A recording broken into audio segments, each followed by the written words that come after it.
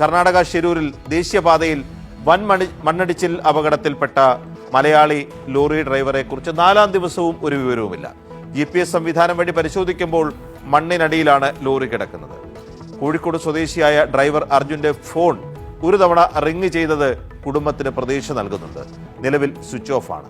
രക്ഷാപ്രവർത്തനം കാര്യക്ഷമമല്ല എന്ന് സംസ്ഥാന സർക്കാരിന്റെ അടിയന്തര ഇടപെടൽ വേണമെന്നും കുടുംബം ആവശ്യപ്പെടുന്നു. KM ബിജു തയ്യാറാക്കിയ റിപ്പോർട്ടൊന്ന് കാണാം. കർണാടകയിൽ അങ്കോളയിൽ കഴിഞ്ഞ ദിവസമാണ് ദേശീയപാതയിൽ വലിയ മണ്ണിടിച്ചിലുണ്ടായത്.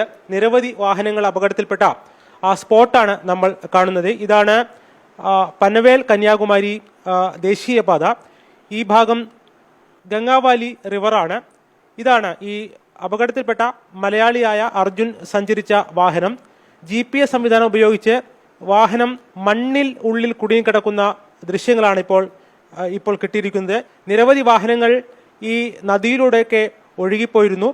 2 ദിവസമായി രക്ഷാപ്രവർത്തനം അവിടെ നടക്കുന്നുണ്ട്. പക്ഷേ അർജുനെ പറ്റി ഒരു വിവരവും കുടുംബത്തിന് ലഭിച്ചിട്ടില്ല. അർജുൻ ഉടനെ തന്നെ തിരിച്ചെത്തുമെന്ന പ്രതീക്ഷയിലാണ് അദ്ദേഹത്തിന്റെ കുടുംബം. അദ്ദേഹത്തിന്റെ സഹോദരിയും ഭാര്യയും ലോറിയുടെ ഉടമയുമാണ് നമ്മോടൊപ്പം ചേരുന്നത്. എന്താണ് ഉണ്ടായത്? 16-ാം തീയതി രാവിലെ 8:45 ഈ ലാൻഡ് സ്ലൈഡിങ് നടന്നത്. നമ്മളെ വണ്ടീൻ്റെ ലൊക്കേഷൻ ഒന്ന് ചെക്ക് ചെയ്തത് നോക്കുമ്പോൾ അതേ സെയിം സ്പോട്ടിൽ നമ്മളെ വണ്ടി ഉണ്ട്. ലൊക്കേഷന് ഭാരത് ബെൻസ് പുതിയ വണ്ടിയാണ്. അക്യുറേറ്റ് ആയിരിക്കും അതിൻ്റെ GPS പ്രകാരം ഉള്ളത് കാണിച്ചു കൊടുക്കാൻ. ഫുൾ കവേർഡ് വണ്ടിയാണ്. AC ഇട്ടിട്ടാണ് ലാസ്റ്റ് വണ്ടി സ്റ്റാർട്ടിങ്ങിലാണ് ഉള്ളത്.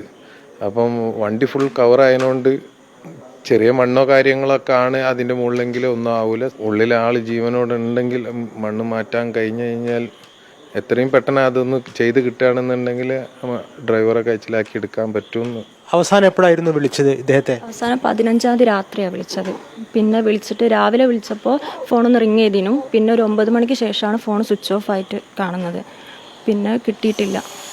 എപ്പോഴെങ്കിലും സ്വിച്ച് ഓൺ ആയിരുന്നു ഫോൺ? 11 മണിയാകുമ്പോൾ ഒന്ന് റിങ് ചെയ്തു. പക്ഷേ പിന്നെ വിളിച്ചു നോക്കുമ്പോൾ സ്വിച്ച് ഓഫ് ആണ് കാണിക്കുന്നത്. അപ്പോൾ വേഗം സ്പീഡ് ചെയ്തിട്ട് ഒന്ന് കാണാൻ. എന്ത് കയറ്റിക്കൊണ്ടുവരുന്ന വണ്ടിയായിരുന്നു? മരം കയറ്റിക്കൊണ്ടുവരുന്ന വണ്ടിയാണ്. അപ്പോൾ ഇവർ GPS-ന്റെ ലാസ്റ്റ് ലൊക്കേഷൻ ഇന്ന സ്ഥലത്താണെന്ന് പറഞ്ഞിട്ട് ഇവരെ ആരും അത് ശ്രദ്ധിക്കപ്പെടുന്നില്ല.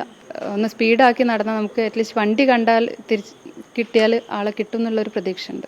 ഒരു ഏരിയയിലുള്ള മല മൊത്തം അങ്ങോട്ട് പോന്നിട്ട് ഹൈവേ ആണ് പിന്നെ ഉള്ളത്. ഹൈവേ കഴിഞ്ഞാൽ കുറച്ച് ചായപ്പിടിയുണ്ട്.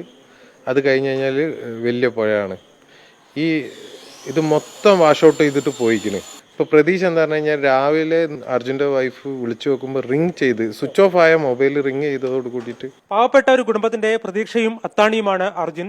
അദ്ദേഹത്തെ എത്രയും പെട്ടെന്ന് തിരിച്ചെത്തിക്കേണ്ടത് സംസ്ഥാന സർക്കാരിന്റെയും കേന്ദ്ര സർക്കാരിന്റെയും ഉത്തരവാദിത്തമാണ്. അതുടനെ നടക്കുമെന്ന പ്രതീക്ഷയിലാണ് കുടുംബം. Camera UT രാകേഷിനൊപ്പം KM Biju, Asianet news, Kozhikode.